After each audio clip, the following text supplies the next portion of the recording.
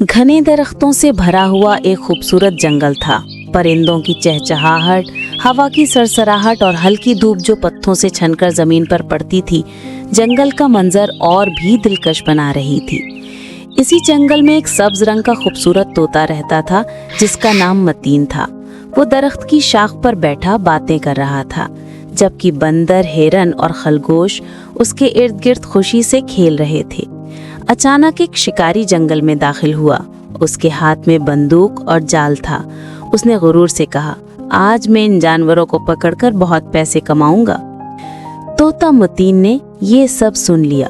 वो परेशान हो गया और सोचने लगा कि अगर उसने शिकारी को ना रोका तो पूरा जंगल बर्बाद हो जाएगा।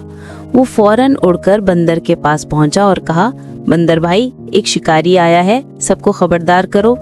बंदर तेजी से दरख्तों पर दौड़ता हुआ चिल्लाता फिरने लगा, खतरा खतरा, शिकारी आ गया। इस ऐलान के बाद पूरे जंगल में भगदड़ मच गई। हिरन तेजी से दौड़ने लगे, परिंदे उड़ गए और खरगोश अपने बिलों में छुप गए। शिकारी हैरान रह गया, ये सब जानवर कहाँ गए? वो वहां एक जाल बिछाकर दरख्त के नीचे बैठ गया। तोता ऊपर से ये सब देख रहा था। उसने चालाकी से कुछ टहनियां जाल पर रख दी ताकि वो छुप जाए। फिर वो जोर से बोला, अरे यहाँ जमीन पर कुछ चमक रहा है। शिकारी चौंक कर खड़ा हुआ, क्या वाकई? वो आगे बढ़ा और जैसे ही कदम रखा, खुद ही अपने बिछाए हुए जाल में फंस गया। तोता जोर से हंसा, हा, अब पता चला ना, दूसरों को फांसने वाले खुद भी फंस जाते हैं।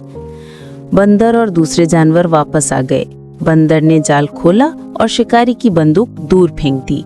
फिर गुस्से से कहा, ये जंगल हमारा घर है, अगर नुकसान पहुंचाओगे तो हम खामोश नहीं रहेंगे।